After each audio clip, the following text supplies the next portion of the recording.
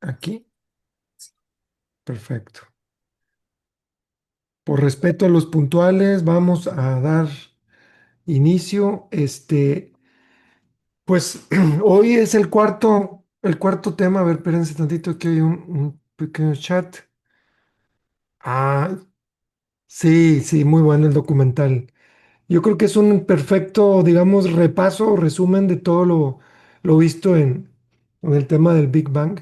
Si alguien no lo ha visto, el documental de la BBC es muy recomendado del tema de la semana pasada. Bueno, pues hoy es el cuarto, Disculpe, ¿cómo se sí, llama el documental? se llama The Beginning and End of the Universe. Ahorita les paso el dato por el chat, Luis, si quieres. En Muy bien. inglés es The Beginning and End of the Universe. Son dos Ok. capítulos, duran aproximadamente una hora. Lo dirige Jalil Khalil, o no me acuerdo ahorita el nombre, pues se me fue. A ver, Maricela, a ver si me recuerdas el que narra los capítulos. Es un peloncito. Y creo que es muy buen repaso de todo lo que vimos hace 8 días. Este, Está muy bien hecho y tiene como que la información más específica. Y me gusta porque se queda en general, se queda en la ciencia, no, digamos, no especula aquí parece que nos van a pasar el link. Bueno, ahorita lo Hola compartimos. a todos, buenas noches. Buenas noches, bienvenidos a los que van llegando. Eh, Fernanda, y por ahí vemos algunos nuevos. Patricio, bienvenido. Tremendo padrino Hola, buenas Jorge, noches. hasta Nuevo León. Buenas, Muchos buenas. saludos, Jorge, bienvenido también. Gracias, los dos. Muy bien, no, pues por para ser consistentes con la puntualidad, vamos a dar inicio. Este tema, debo reconocer que empieza a ser como un poco heavy en el aspecto de números, y de contenido científico así pesadito, pero voy a tratar de mantenerme en el límite de la, de lo narrable, así, de lo platicable, sin salirnos mucho de los números, ¿no? Este capítulo se llama eh, Ajuste fino del universo o fine tuning. Quiero nomás hacer un pequeño repaso a dónde estamos parados y hacia dónde nos dirigimos.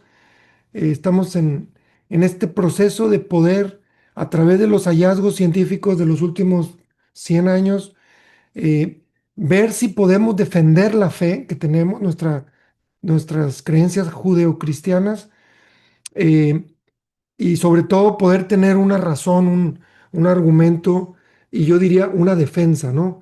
Dado el bombardeo de ideas contrarias que existen por aquí y por allá.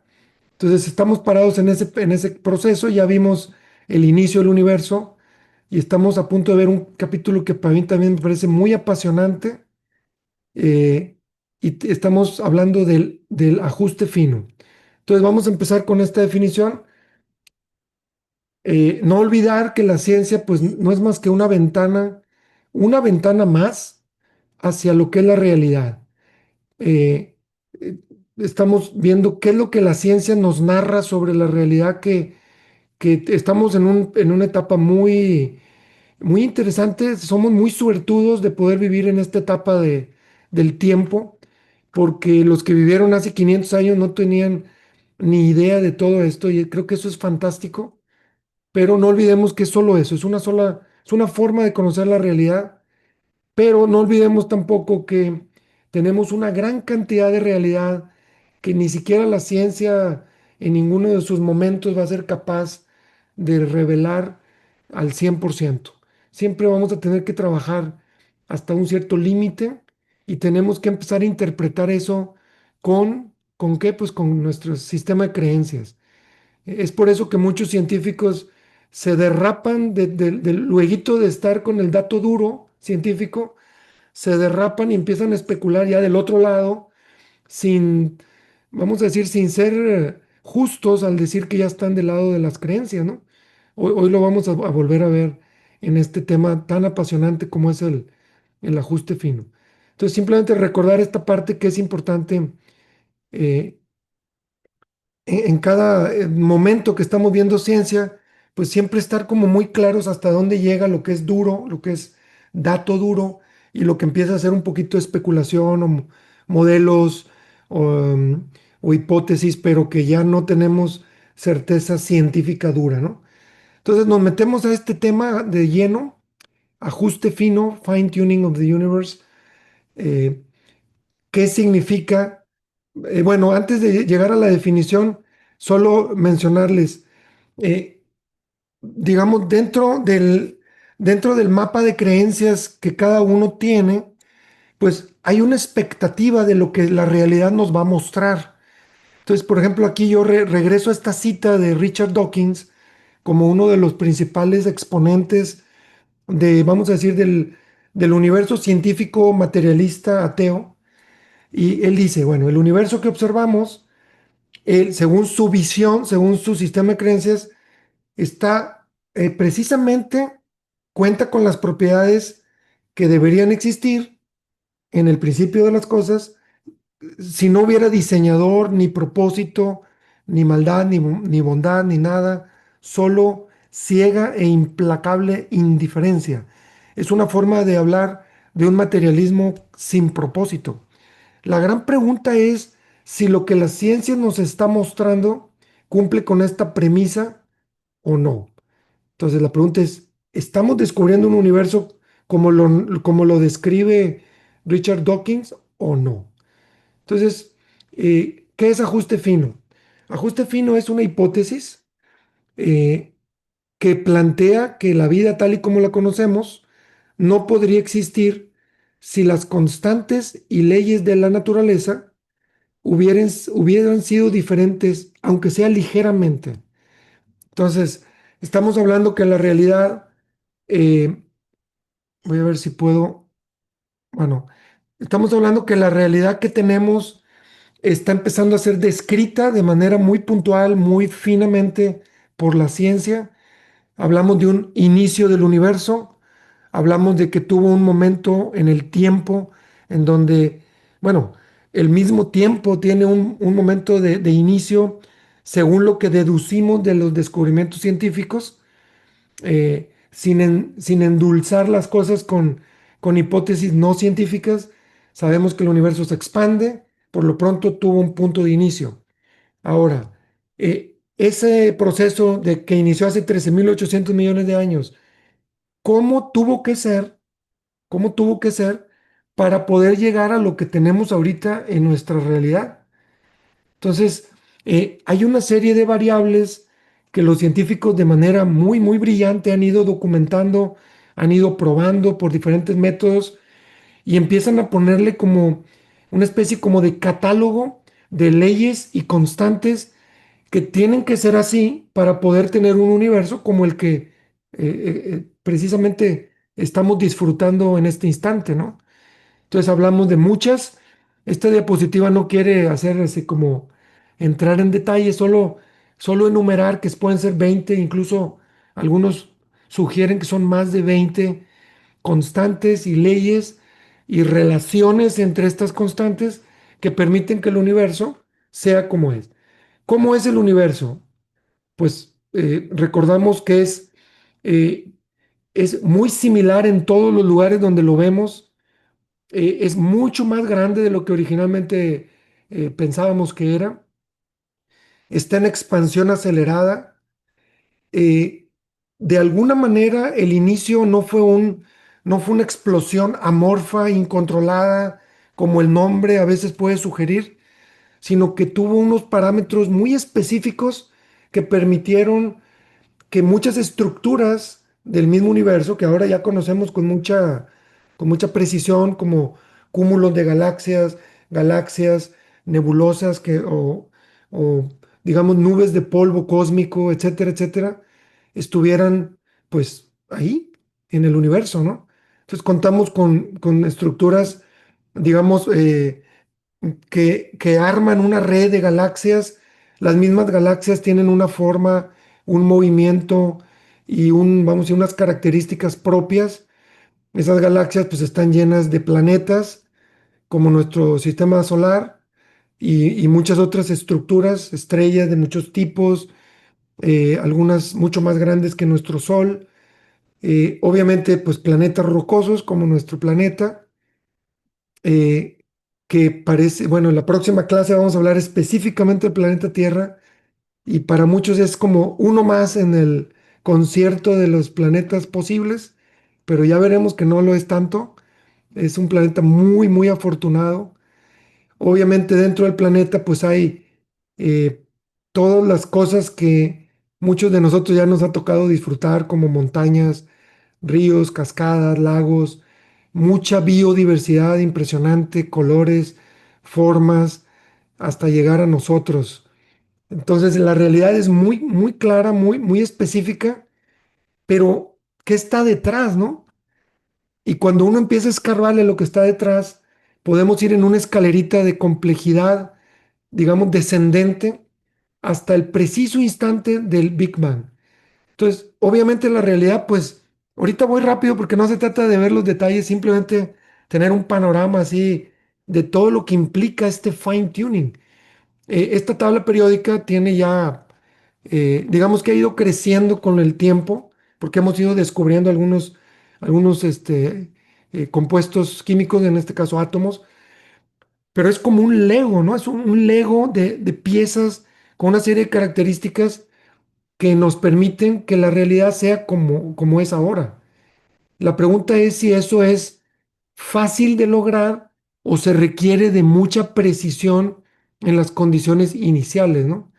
Entonces, bueno, atrás de toda esta tabla periódica, atrás de toda esta escalera de complejidad desde todas las estructuras macrocósmicas hasta los detalles más microscópicos de la vida, eh, tenemos pues obviamente los átomos, pero esos átomos contienen partículas dentro del átomo, le llamamos subatómicas, y esas partículas subatómicas pueden tener incluso otro tipo de estructuras mucho más elementales, como pueden ser los quarks, los gluones y una serie de relaciones entre ellos. Ya estamos hablando de cosas que ningún microscopio puede alcanzar a ver, solo lo podemos teorizar a través de los colisionadores de partículas que ya empezamos a usar. En Europa hay uno y creo que hay algunos otros por ahí. Entonces, estamos viendo que el Big Bang tuvo que haber sido perfectamente afinadísimo para poder llegar a lo que ahorita tú y yo estamos aquí disfrutando, una computadora con materiales, nuestro mismo cuerpo lleno de átomos, moléculas perfectamente alineadas, este sonido que viaja a través de las ondas electromagnéticas y llega a tu oído y puede ser transmitido a través de señales eléctricas también o nerviosas a tu cerebro. Y entonces, ¿qué es lo que está detrás de este Big Bang que parece como muy, muy amorfo, ¿no? Muy, muy elemental? ¿Qué hay detrás? Pues en pocas palabras hay un cúmulo de leyes perfectamente afinadas. Eh, Muchos lo comparan con esta imagen del reloj. Si uno va por la playa y ve arena o ve, digamos, eh, no sé, espuma del agua que va y viene, o piedritas o conchas, pues no piensa en muchas cosas complicadas, ¿no? Pero si uno se encuentra un reloj como ese y empieza a desarmarlo y empieza a ver que los pequeños engranes tienen que ser de un tamaño perfecto y un engrane tiene que embonar con otro de manera perfecta y que todo eso tiene que tener un mecanismo de cuerda, que tiene que tener una tensión específica para que pueda liberarse con cada segundo. Empieza a ver que el azar es complicado, que el azar esté detrás porque son demasiadas coincidencias. Bueno, pues el ajuste fino también tiene esa peculiaridad. Ahorita voy a mencionar algunas de las más grandes. No vamos a entrarle a fondo, como bien lo he mencionado ya en algunas ocasiones, porque primero nos tomaría muchísimo tiempo y segundo, no le entiendo. O sea, algunas cosas son muy profundas que no le llegamos, ¿verdad? Tendríamos que traer aquí a científico de alto nivel, pero bueno, lo importante es comprender de qué va, de qué trata y pues bueno, creerle a la ciencia de que nos habla de que, de que necesariamente tienen que tener un ajuste fino. Ahorita vamos a mencionar algunas. Constante cosmológica, ¿se acuerdan de la clase de hace 8 días que hablábamos que Einstein se sacó de la manga el famoso lambda para poder frenar al universo y dejarlo estático? Obviamente él mismo en vida, de manera muy admirable, pues reconoció que no, que el universo está en movimiento y concretamente en expansión. Bueno, ahora resulta que esa lambda se transformó en la energía oscura que provoca que el universo esté en expansión. Entonces, pero, ¿cómo debe ser esa expansión para que lo que vemos en el universo sea como se ve? Entonces es bien interesante ese número, ¿no? Sobre todo cuando uno lo imagina desde el preciso instante después del Big Bang. Ahorita lo vamos a ver. Entonces, tenemos también el tema de la geometría del espacio-tiempo. ¿Cómo sería esperado que fuera y cómo de hecho es? De acuerdo a las mediciones que han hecho los científicos, ¿no? El mismo concepto o la misma medida de la velocidad de la luz, que parece que no, pero es súper fundamental en el universo que tenemos a la vista, digamos. eh, Todo lo que tiene que ver dentro del átomo, tanto la fuerza nuclear fuerte como la débil, y todo lo que implica esa precisión entre estas dos fuerzas que mantienen los átomos unidos, la masa del protón y del neutrón, que hay una pequeña diferencia.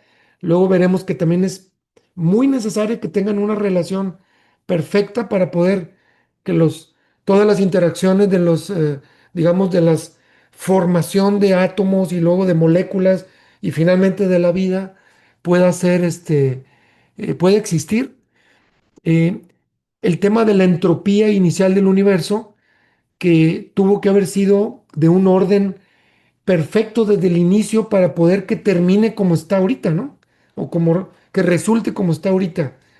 El tema de la materia oscura que también permite que las galaxias giren con una cierta cadencia y que todo lo que es el reciclado de la materia para lograr átomos pesados suceda digamos, en tiempo y forma y podamos tener eh, átomos mayores del fierro o del hierro. La constante de gravitación universal, entre otras muchas, ¿no? Entonces, bueno, estamos entrando en un terreno, como bien lo dije al principio, un poco pesado, ¿no? Bueno, vamos viendo un poquito así de manera rápida, siempre tratando de no pasarnos de la hora. ¿Qué pasó? O sea, ¿qué pasó desde el famoso Big Bang que vimos hace 8 días? ¿Y qué tuvo que haber sucedido para que termináramos con esto, con un planeta rocoso a una distancia perfecta de un sol perfecto, con una atmósfera perfecta, y nosotros pudiendo platicar de todo esto con un cerebro que todavía no terminamos de entender y con una biodiversidad que es, por decirlo menos, sorprendente, ¿no? Entonces, ¿qué tuvo que pasar? Bueno, pues los científicos han llegado a un nivel de precisión en sus teorías que la verdad es de que te explota la cabeza, ¿no? Por ejemplo, ellos o sea, han ido asumiendo que todo tuvo que haber empezado desde el mismísimo tiempo de Planck, que no es más que la unidad más pequeña que es posible imaginar en el tiempo. ¿Cuánto es eso? Pues es un 10 con 43 ceros después del punto. O sea, cuenta punto, 43 ceros y un uno. O no sé si un 10, creo que es un 10 después de 43 ceros. Eso es segundos, imagínense lo pequeñísimo del tiempo, ¿no? Y bueno, en ese instante, en el inicio del universo, después del preciso instante de inicio del universo, pues los científicos pueden deducir que todo estaba unido. Las cuatro fuerzas que viene siendo el electromagnetismo, la gravedad, la fuerza nuclear fuerte, la fuerza nuclear débil y todo lo que es pues tiempo y espacio y materia y energía están en un pequeñísimo momento de fusión total, ¿no? Y obviamente pues todo está en un dominio que los científicos asumen que es cuántico, ¿no? Que todavía no podemos hablar de materia, ni de tiempo, ni de nada, ¿no? Luego, después de esos microinstantes, después de ese tiempo de Planck, los científicos asumen que la gravedad tuvo que separarse o desacoplarse del resto de las fuerzas. ¿Cómo llegan a esas conclusiones? No me lo pregunten, pero ellos están seguros que por ahí va. Sigue siendo un universo extremadamente caliente y denso, pero empiezas a expandirse de manera o muy rápidamente. Todavía estamos mucho, muy lejos del primer segundo, ¿no? De existencia del universo, ¿no? Luego seguimos como llegando a ese o acercándonos al segundo, pero todavía con muchos ceros, y los científicos asumen que tuvo que haber habido un momento de inflación cósmica. La inflación cósmica o sea, fue creada como hipótesis porque resulta que el universo es súper parecido cualquier lugar que volteemos a verlo. O sea, es muy, muy uniforme, muy homogéneo. Y entonces, ¿cómo es posible que ese uniforme sea tan homogéneo si no ha habido tiempo suficiente para que la luz recorra todas esas distancias? Entonces, lo único que puede, pues, explicar el fenómeno es una hipótesis, porque no ha podido ser probada, pero es una hipótesis muy bien armada desde el punto de vista observacional, y es el famoso concepto de inflación. Eh, si lo podemos imaginar de alguna manera, es como si el universo, de manera casi instantánea, tuviera la forma de una sandía, por ejemplo, así.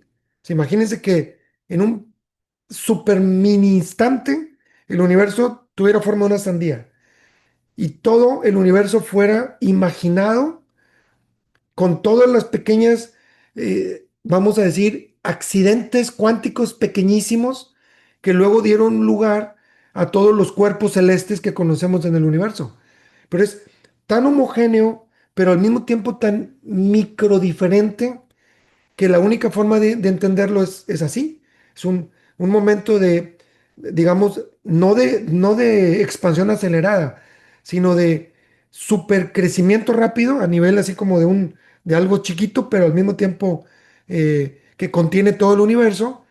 Y desde ahí empezó el Big Bang. O sea, desde ahí en cada punto de esa, vamos a imaginar, sandía, empezó todo a expandirse aceleradamente y empezar a evolucionar, como ya conocemos, digamos, a crear la materia, los átomos y el reciclamiento de la materia que sucede en las estrellas, en en los, ¿cómo se llaman?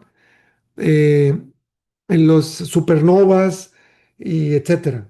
No sé si esta parte de la inflación alguien quiera comentar algo, pero es impresionantemente interesante. Es como si alguien tuviera el universo en sus manos por un instante en micro tamaño, pero completo. O sea, ya, completo. Digamos, con todos los fetos o con todas las semillas de lo que sería nuestro universo, como lo estamos observando ahorita, ¿no? Y cada quien imagínenselo como pueda, pero a mí me estalla la cabeza, ¿no? De hecho, es muy parecido a lo que estoy describiendo como los científicos lo imaginan, ¿no? Fíjense, aquí hay una primera cosa que los científicos no esperarían ver entendiendo las leyes del espacio-tiempo que ahora conocemos. Si el universo era tan pequeño y tan denso, el espacio debería estar curvado sobre sí mismo, provocando un mega agujero negro. Y pues, ¿qué tuvo que suceder para que eso no fuera así? Porque como que eso es lo natural, ¿no? Lo esperable. Y no lo vemos así, lo vemos plano o casi plano. Entonces es una pequeña expectativa no cumplida de los que imaginan que todo tuvo que tener un inicio materialista. Es como si alguien hubiera estirado un mantel con una fuerza que no entendemos, ¿no? Entonces, pues a muchos les estalla la cabeza porque no se imaginan por qué o cómo, ¿no? Si no es lo que ahorita tú pones masa en el espacio-tiempo y se deforma. Y cuando se deforma de más, se agujera el espacio-tiempo y se hace una deformidad que se convierte en un agujero negro. Pues eso hubiera pasado en el inicio del universo si algo no lo obligó a no ser curvo de manera infinita, ¿no? Como si fuera una singularidad, pero completamente convertido en un mega agujero negro. ¿Por qué no? No lo sabemos. Simplemente es algo que sucedió y que va un poco en contra de lo que hubiéramos esperado, ¿no? Entonces, seguimos avanzando en esos fraccioncísimas de segundo. Termina la inflación y empieza la energía que impulsaba la inflación se libera calentando el universo en un proceso llamado recalentamiento. Entonces, aquí empieza a aparecer lo que ya podríamos hablar de materia.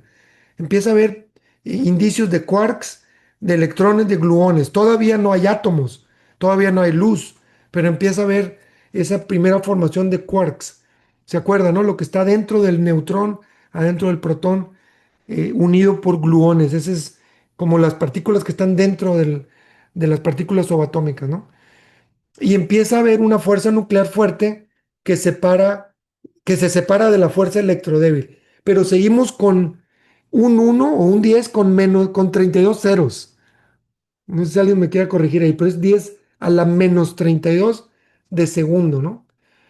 Luego vamos ya acercándonos al segundo y empieza, según los científicos, asumen que hubo una ruptura de la simetría, las fuerzas electromagnéticas empiezan a ser distintas y empieza a existir lo que ellos llaman el campo de Higgs, que empieza a darle masa a esas partículas. Eh, no me pregunten mucho qué es el campo de Higgs, cómo es que da la masa. Lo que sí es que empieza a observarse ya la materia como la conocemos, ¿no? Pero todavía no llegamos al segundo, ¿no? Entonces estamos hablando de todo lo que está dentro de un protón y que permite que el protón sea lo que es y se diferencie del neutrón y empiecen a jugar esas fuerzas que permiten la formación de átomos. ¿Qué pasa cuando tenemos solamente 6 ceros antes del segundo? O sea, punto 10, punto 0,00001. Los quarks se combinan, forman protones, neutrones. Ahora sí empezamos a tener un universo un poquito más frío y desde el primer segundo en delante, los neutrinos se desacoplan, los protones se forman. Pero fíjense, todo lo que pasó en estas fracciones de segundo tuvo que tener una precisión matemática con decenas y decenas de ceros de precisión para poder llegar a tener átomos como los conocemos, ¿no? Entonces, estos átomos son perfectos, tienen que tener una precisión absoluta para poder tener la física, la química y finalmente la biología que nos permite estar aquí platicando yo con ustedes, ¿no? Entonces, ¿qué es lo que tenemos que resumir? Pues que es una expansión súper acelerada al principio. Empezamos a tener fuerzas, interacciones, finalmente partículas para que luego, a través de esa semilla que se sembró en la inflación, podamos tener estrellas, galaxias, planetas y finalmente pues tú y yo aquí. Entonces, obviamente aquí no termina como la necesidad de inteligencia o de precisión, porque luego necesitamos crear toda la tabla periódica. Ahorita todavía estamos solamente en hidrógeno y en helio. Entonces necesitamos muchas generaciones de estrellas o varias para ir produciendo los demás componentes de la tabla periódica, incluyendo el carbono, que es súper importante para la vida.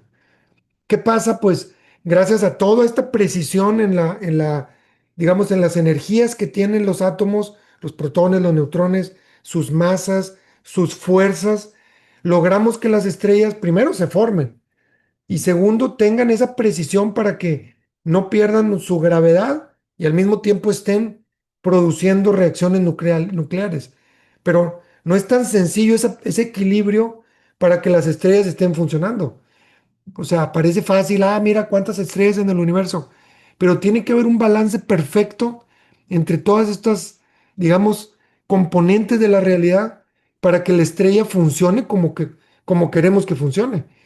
Y muchas de ellas lograron hacer estos compuestos gracias a que tuvieron un ciclo de vida, la gravedad fue tan grande en el núcleo y entonces los hidrógenos se juntan y forman helio, que es lo que pasa en nuestro Sol. Obviamente ahí se libera mucha energía, pero en algunos soles que son más grandes sigue haciéndose esa fisión, perdón, esa fusión nuclear y empieza a haber helio y después carbono y después oxígeno y después nitro, neón y logramos tener una parte de la tabla periódica en estas estrellas, ¿no?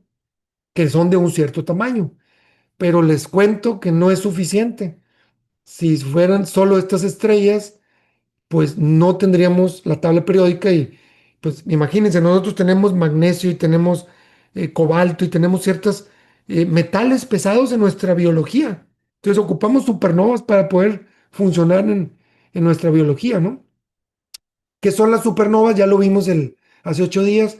Son estrellas que son mucho más grandes, entonces, su fin no es así como que se juntan, se juntan, se juntan y luego se expanden y vamos a decir, se pulverizan en el espacio. La supernova es mucho más grande que una estrella y su gravedad hace que colapse y luego que explote, ¿no? Bueno, gracias a que le existen supernovas, podemos hablar de oro, platino, uranio, radio, plutonio, etcétera. Entonces, ¿cómo son importantes las supernovas para producir estos elementos de la tabla periódica? Pues imagínense nada más, ¿no? Y todos estos son muy necesarios para muchas cosas que conocemos en nuestro planeta, ¿no? Eh, Incluso algunos se relacionan con la vida. Entonces las supernovas son estrellas mucho más grandes, pero también producen la tabla periódica, ¿no? Entonces, pues bueno, ya logramos armar este rompecabezas a través de todas estas variables. Ahora, ¿por qué se le llama fine tuning? Pues como dije al principio, porque si tú le mueves poquitito a alguna de estas constantes, el universo ya no podría formar estrellas o galaxias o átomos o elementos pesados o se hubiera extendido y se hubiera, digamos, perdido en una explosión mucho más acelerada o se hubiera colapsado en un agujero negro. Entonces todo tiene que tener una perfecta métrica. Este señor Roger Penrose, él calculó las probabilidades de las condiciones iniciales del universo. En otras palabras, ¿cómo tuvo que haber sido este universo tamaño sandía para que luego terminara por ser lo que vemos ahorita, ¿no? Pues él, que es, para decirlo, o sea, él siendo un materialista, es interesante saberlo, él calcula que ocupas un 10 con 123 ceros de probabilidad. Imagínense nada más la cantidad de escasa, perdón, de pequeñísima probabilidad para que de forma aleatoria tengamos el universo que ahorita estamos disfrutando en este primer instante, en este preciso instante, ¿no? Con cada respiración que das o en cada pequeña impulso nervioso en tu cerebro, ¿no? Entonces es impresionante, ¿no? Voy a decir algunas otras, pero la verdad es que no voy a poder hacer mucho porque primero no terminamos y segundo va a estar complicado, ¿no? Entenderlas. Ya hablamos de la constante cosmológica y es este valor que es súper pequeñísimo, pero que si no fuera exactamente como es, todo o colapsaría en un agujero negro o se expandiría demasiado rápido y no podría haber estructuras como galaxias. Y estamos hablando de un valor de 1.1056 por 10 a la menos 52 por metro cuadrado negativo. Por favor, no me pregunten porque solo Dios qué significa. Pero bueno, sí sé lo que significa, es la energía oscura y es esa tasa, esa fuerza o esa energía que hace que el universo se esté expandiendo. Y es la energía oscura del universo. Pero si no es precisa, no estaríamos hablando ahorita tú y yo. Tenemos otra como la que es la fuerza de gravedad, que es opuesta a la expansión, pero que trabaja en escalas más pequeñas y que también tiene una precisión, pues impresionante, ¿no? 6.6743 por 10 a la menos 11. Entonces es también bastante pequeña, pero pues la sentimos tú y yo. De hecho, si esa constante gravitacional tú la aplicas al planeta Tierra, pues es lo que te hace caer a 9 no recuerdo, ¿alguien se acuerda de física? Patricio, ¿te acuerdas? Es la aceleración de la gravedad en el planeta Tierra. 9.8 metros por segundo al Ah, cuadrado. bueno, gracias. 9,8 metros sobre segundo cuadrado. Pero eso aplica en la Tierra. Si te vas a la Luna o a otro planeta, pues tú usas la G, pero depende de la masa del planeta, pues cambia. Pero si se fijan, es una constante en todo el universo, ¿no? Y si no fuera como es, pues no sé. Yo creo que no estaríamos hablando aquí tú y yo. Las fuerzas electromagnéticas también están, ya no son números tan pequeños, pero estás hablando de 1/137. Si no fuera como es, no tendríamos la química que tenemos. Las relaciones entre fuerza electromagnética y fuerza gravitacional, hablamos de un número de 10 a la 36. Y eso permite que tengamos estas cuatro grandes fuerzas fundamentales. La masa del protón al electrón, que es una relación de 1836,15. Si no fuera como es, los electrones saldrían volando y no podríamos tener enlaces y reacciones químicas y compuestos químicos. Entonces, esta relación es perfecta para poder tener química. Eh, Podemos hablar de muchas otras, hablamos de más de 20, pero los números son, por decirlo menos, sorprendentes, ¿no? Mind blowing, dicen los gringos. Entonces, ¿qué es lo que dicen las personas, los grandes científicos? Por ejemplo, Fred Hoyle, que es el famoso, el que le puso el nombre al Big Bang, ¿se acuerdan de la historia? Él dice, una interpretación sensata de los hechos, o sea, de los datos que están surgiendo con toda esta, digamos, estos números que los científicos ya conocen, sugiere que un superintelecto ha jugado con la física, así como con la química y la biología, y que no hay fuerzas ciegas que valgan en la naturaleza. O sea, él dice, está muy difícil que esto se dé por azar. Entonces, pues que alguien que luego, bueno, luego tuvo una cierta conversión hacia el teísmo al final de su vida, pero al principio él decía, no, no, o sea, por eso es que ridiculizó el Big Bang en su primer instante, ¿no? Él era el creador de la hipótesis del universo estacionario, ¿no? Paul Davies, que él sí es teísta, comenta, las leyes de la física parecen haber sido ajustadas con una precisión impresionante para permitir la existencia de la vida. Él mismo dijo en el 2006, es como si el universo supiera que íbamos a llegar o a venir. Me gusta esa frase, ¿no? Stephen Hawking, que también nunca dio el paso al teísmo, se mantuvo en el materialismo. Él dijo, el hecho sorprendente es que los valores de estos números parecen haber sido ajustados muy finamente para hacer posible el desarrollo de la vida. O sea, no, no lo niegan la mayoría de los científicos, ¿no? Martin Rees, solo una fracción de todos los posibles universos estaría bien ajustada para la existencia de la vida. Las 6 cifras claves que gobiernan nuestro universo deben tener los valores correctos o no habría ni estrellas, ni química, ni vida. Martin Rees es otro materialista, ¿no? Y este señor Leonard Susskind, que fue físico teórico, el universo es notablemente afortunado para la vida. El ajuste fino es real y no podemos simplemente ignorarlo o suponer que es una coincidencia. Roger Penrose, la precisión necesaria para el ajuste fino del universo. Bueno, él calculó este otro número, es del 1 en 10 a la 10.123. O sea, cuando vas sumando todas las probabilidades o las, digamos, cuando tú vas sobreponiendo una probabilidad de otra, llegas a un número inimaginable, ¿no? Max Tegmark, que es un cosmólogo, parece que vivimos en un universo que es ajustado para la vida, pero tal vez eso no sea sorprendente si hay un multiverso. Fíjense, aquí, por eso pues, ya termino y me voy a adelantar un poquito. Me voy a adelantar un poquito.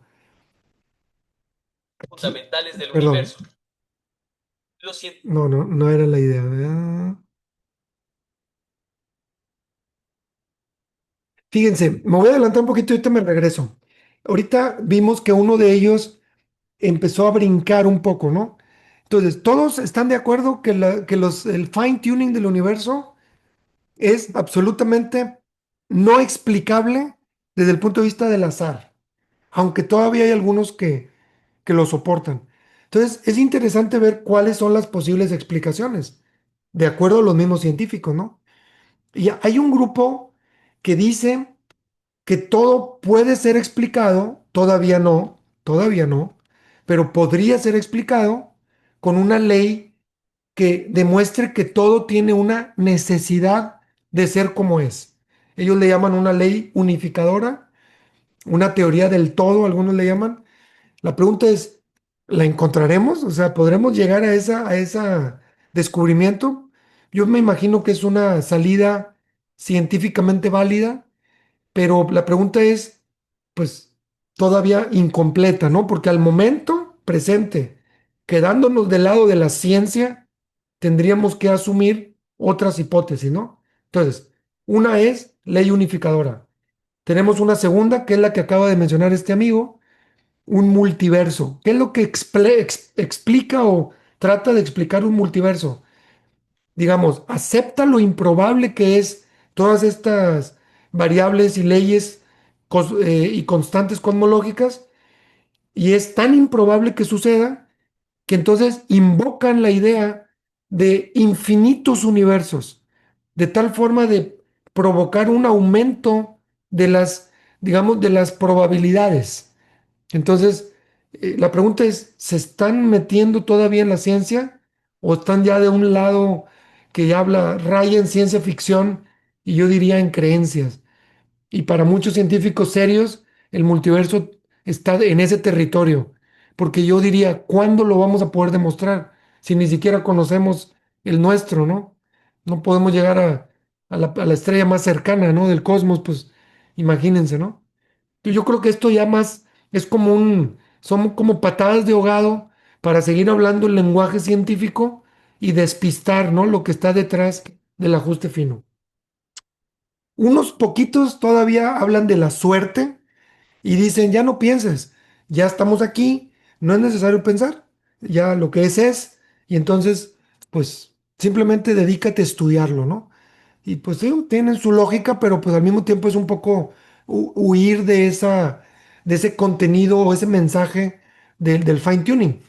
Obviamente cada vez hay más científicos que empiezan a decir pues que una salida razonable, una hipótesis inteligente, como podría ser el fabricante del reloj en la playa, pues es un diseño inteligente, en donde el Dios o un ser, un diseñador, vamos a llamarle diseñador, todavía no le llamemos Dios, pues se puso a decir, oye, pues quiero que las cosas sean de tal o cual manera, ¿qué tiene que suceder? Y empiezas a manejar ese tipo de, digamos, de precisión en el tuning, ¿no? Entonces me voy a regresar un poquito porque voy a empezar a hablar un poco de lo que para mí podría ser una forma de entender esto, ¿no? Porque algunos dicen, oye, pero si fuera Dios y Dios es perfecto, ¿por qué tendría que ser punto cero cero cero cero cero cero cero 60 ceros y 123 el tema de las condiciones iniciales? ¿Por qué no, pues uno, ¿no? ¿O por qué no cero? Pues Él es Dios. Y yo me imagino que Dios, aparte de ser diseñador, ingeniero, matemático, pues no deja de ser artista.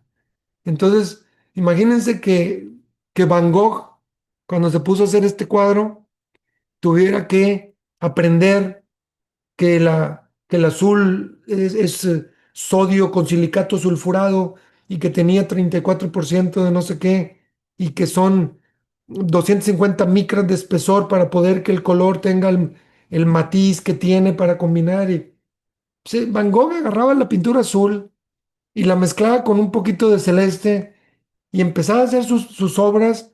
Y claro que atrás hay química y atrás hay física y hay átomos y hay toda una serie Pero lo interesante para él era la obra terminada, ¿no? Y lo que expresaba, ¿no?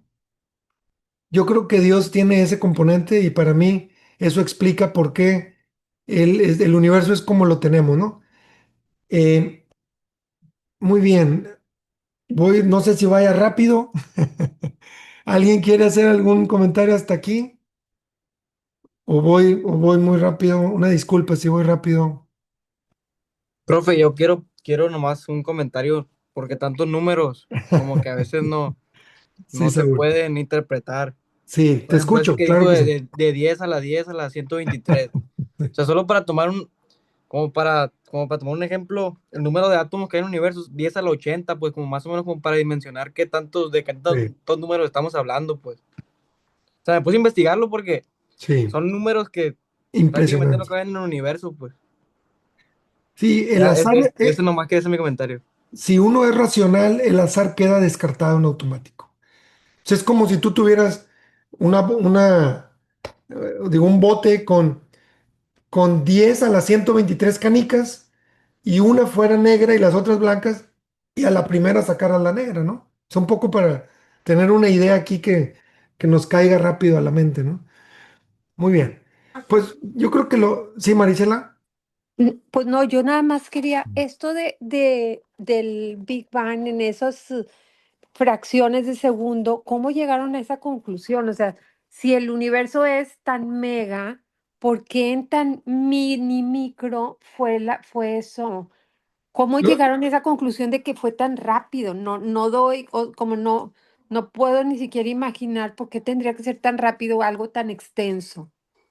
Bueno, lo que pasa es que acuérdate que si tú estás hablando de del átomo y de los gluones y de las partículas subatómicas, tuvieron que ser creadas primero que todo lo que fue macro, ¿no?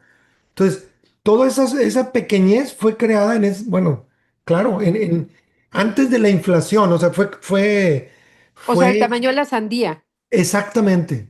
Ya que está la sandía hecha, el Big Bang no es más que un aumento de tamaño de todos los puntos de la sandía, ¿no? Mm, Bueno, aparte son hipótesis, o sea, ujú. no hay manera de demostrarlo ni nunca lo podremos demostrar. Es una Sí, especie como de rompecabezas.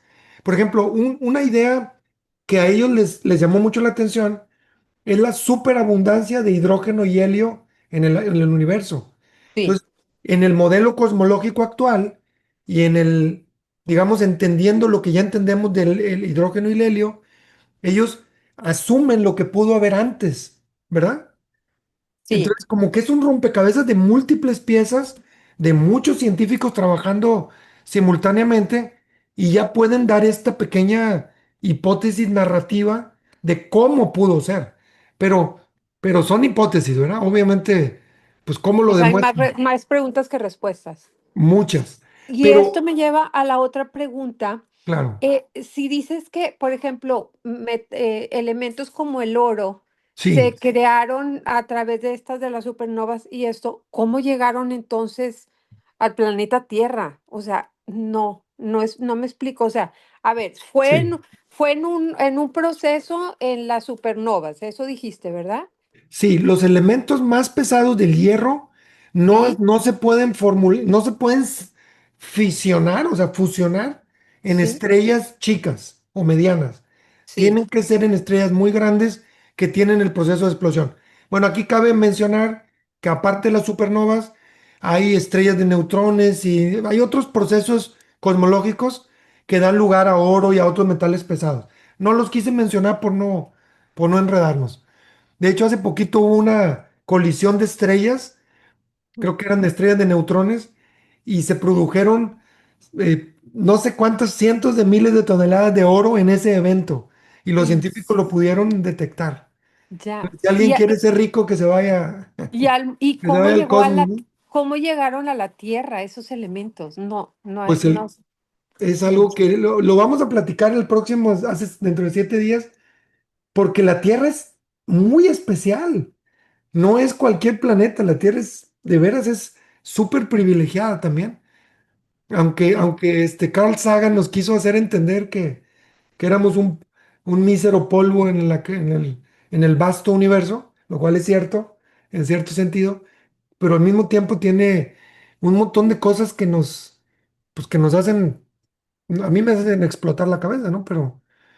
Pero lo interesante es que que cualquiera que piense que detrás de esta realidad demostrada por la ciencia no está Dios metiendo sus narices, ya empieza a ser catalogado como no racional. No sé si me expliques, es al revés de lo que los científicos nos quieren poner en la cabeza, ¿no? O sea, los científicos dicen, no, tú eres creyente, tú crees en Dios, o sea, crees en la superstición, no sirves, y te descarta, ¿no? Y Sí. cuando uno estudia esto, llegas exactamente a lo contrario. Si tú no piensas que hubo una mente detrás de esto, empiezas a ser pues alguien que no, o sea, no eres racional, por decirlo menos, ¿no? Sí, o sea, no hay manera que por el puro azar hayamos llegado a este equilibrio y a esta perfección en la Simplemente creación. no es racional pensarlo. Ujú, Obviamente no es prueba blanco-negro, ¿no? O sea, te caes todavía en el terreno de hipótesis, pero nos quedamos bueno, es que hace total sentido, ¿no? ujú. Entonces, pues, a todos los que somos judío-cristianos y creemos en un inicio de universo, un Dios creador, un Dios personal, pues hace todo el sentido del mundo, Claro, dada la ciencia moderna, ¿no? por eso Esto- dices apunta, no es como que Sí, es apunta, un ¿no? hecho, apunta. Yo no creo que haya que jugar lo que ellos juegan. Si ahorita uno lee literatura científica, hablan de los multiversos como ciencia dura. Y a mí me parece una deshonestidad súper grande. O sea, ellos sí juegan con esa variable y yo creo que hay que tener estos datos fuertes, pues para decir, oye, espérate, compadre, eso es ciencia ficción. ¿Dónde está la posible Cierto. prueba o evidencia? Sí. Pues, está bien, te respeto, es un sistema de creencias, tú te puedes, pero no lo revuelvas con ciencia, porque ¿dónde estamos, no? Claro, o sea, es un poco como esta variable que es esta constante que se inventó Einstein para que les cuadre la teoría, tienen Exactamente. que... Tienes Sí, toda la razón y es una buena comparación. Sí, sí. sí, de acuerdo. Bueno, Gracias, hay, gracias, hay, José hay unos Alberto. minutitos, nos quedan 8 minutitos. eh, no sé si este video también se los puedo recomendar, les puedo mandar el link o lo podemos ver aquí, aunque sea un pedacito. Eh, no sé si quieren votar, lo podemos ver aquí juntos. Es simplemente, es una forma como de volver a repasar la lección. Me gusta mucho porque está muy bien ilustrado. ¿Qué opinas? ¿Lo vemos y con esto terminamos? Sí, Ok. sí, sí, Bueno, sí, podemos entonces, verlo. ok, entonces vamos a ver si lo podemos ver así. Me dicen si se ve. ¿Sí se está viendo? Fundamentales del universo. Sí, sí, se mira. Ok, vamos a empezarlo. Y al final nos despedimos. Desde las galaxias y las estrellas hasta los átomos y las partículas subatómicas, la estructura misma de nuestro universo está determinada por estos números. Estas son las constantes y cantidades fundamentales del universo. Los científicos han llegado a la sorprendente conclusión de que cada uno de estos números ha sido cuidadosamente ajustado a un valor asombrosamente preciso, un valor que cae dentro de un rango extremadamente estrecho de posibilidades de vida. Si cualquiera de estos números se alterara aunque fuera un pelo, no podría existir vida física interactiva de ningún tipo en ninguna parte. No habría estrellas, ni vida, ni planetas, ni química. Consideremos la gravedad, por ejemplo. La fuerza de gravedad está determinada por la constante gravitacional. Si esta constante variara solo en 1 en 10 la sexagésima parte, ninguno de nosotros existiría. Para entender lo extremadamente estrecho que es este rango que permite la vida, imaginemos un dial dividido en incrementos de 10 sexagésimas. Para hacernos una idea de cuántos puntos diminutos hay en el dial, compárelo con el número de células de nuestro cuerpo o con el número de segundos que han pasado desde que comenzó el tiempo. Si la constante gravitacional hubiera estado desajustada en tan solo uno de estos incrementos infinitos decimalmente pequeños, el universo se habría expandido y reducido tan rápidamente que no se podrían formar estrellas y no podría existir vida. O se habría colapsado sobre sí mismo con el mismo resultado. Sin estrellas, sin planetas y sin vida. O consideremos la tasa de expansión del universo. Esta está impulsada por la constante cosmológica. Un cambio en su valor de tan solo una parte en 10 a las 120 partes haría que el universo se expandiera demasiado rápido o demasiado lento. En cualquier caso, el universo volvería a prohibir la vida. Otro ejemplo de ajuste fino. Si la masa y la energía del universo primitivo no estuvieran distribuidas uniformemente con una precisión incomprensible de una parte en 10 a la 10 a la 123, el universo sería hostil a la vida de cualquier tipo. El hecho es que nuestro universo permite la vida física interactiva solo porque estos y muchos otros números se han equilibrado de forma independiente y exquisita en el filo de una navaja. Donde quiera que miren los físicos, ven ejemplos de ajuste fino. El hecho destacable es que los valores de estos números parecen haberse ajustado con gran precisión para hacer posible el desarrollo de la vida. Si alguien afirma que no le sorprenden las características especiales que tiene el universo, está escondiendo la cabeza en la arena. Estas características especiales son sorprendentes e improbables. ¿Cuál es la mejor explicación para este asombroso fenómeno? Hay tres opciones posibles. El ajuste fino del universo se debe a la necesidad física, al azar o al diseño. ¿Cuál de estas opciones es la más plausible? Según esta alternativa, el universo debe permitir la vida. Los valores precisos de estas constantes y cantidades no podrían ser de otra manera. ¿Pero es esto plausible? ¿Es imposible un universo que prohíba la vida? Lejos de ello, no solo es posible, sino que es mucho más probable que un universo que permita la vida. Las constantes y cantidades no están determinadas por las leyes de la naturaleza. No hay ninguna razón ni evidencia que sugiera que el ajuste fino sea necesario. ¿Y qué hay del azar? ¿Acabamos de tener muchísima suerte?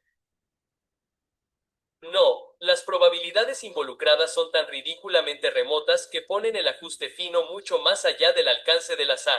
Así que, en un esfuerzo por mantener viva esta opción, algunos han ido más allá de la ciencia empírica y han optado por un enfoque más especulativo conocido como multiverso.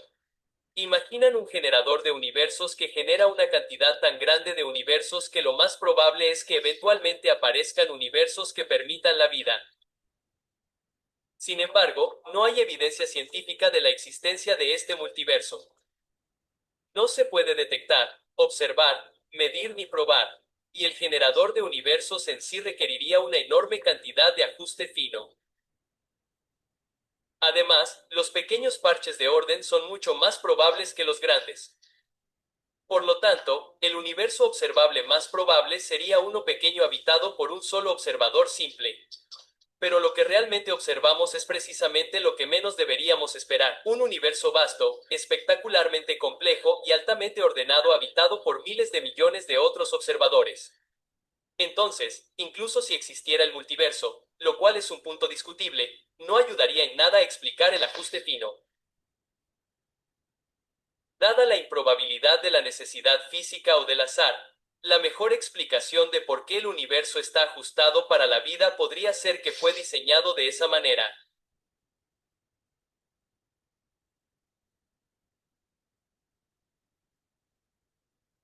Una interpretación de sentido común de los hechos sugiere que un superintelecto jugó con la física y que no hay fuerzas ciegas de las que valga la pena hablar en la naturaleza. Las cifras que uno calcula a partir de los hechos me parecen tan abrumadoras que ponen esta conclusión casi fuera de toda duda. Para mí, hay pruebas contundentes de que algo está pasando detrás de todo esto. Parece como si alguien hubiera ajustado los números de la naturaleza para crear el universo. La impresión de diseño es abrumadora. Los cielos declaran la gloria de Dios. Los firmamentos proclaman la obra de sus manos. Día tras día vierten palabras. Noche tras noche revelan conocimiento. Muy eh, muy bien, pues estamos a 1 minuto de las 8. No me no sé cómo se logra que en 1 hora terminemos, pero así ha sido, porque no he practicado las clases, pero próximo martes vamos a hacer un close-up ya del planeta Tierra y muchas cosas que nos lo damos por obvias.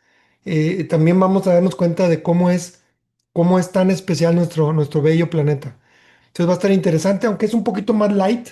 Yo espero que no nos tome la hora, porque tiene menos cosas así sofisticadillas. Y ya vamos a tener como la parte media de todo el curso y vamos a entrar en la parte que para mí es la más interesante, que es la biología, origen de la vida, propiamente la teoría de la evolución, la biodiversidad y ya la excepcionalidad del hombre. Entonces, viene la parte buena, así que no estén al filo de la butaca todos y no sé si alguien quiera hacer algún comentario final o pregunta o comentario o si no, pues nos vamos despidiendo. Gracias, José Alberto. Nos vemos la semana entrante. Bueno, gracias a todos, que pasen muy feliz semana y si Dios quiere el martes que entra a las 7 en punto, hora de Mazatlán, para los que están de aquel lado. Muchas gracias. Gracias Gracias, igualmente. Jorge, un abrazo Una buena fuerte. semana. Un abrazo. Gracias, Gracias, buenas ingeniero. Buenas noches. noches. Feliz Saludos a semana. Coqui. Sí, gracias. Hasta luego. Gracias, gracias a todos, feliz semana.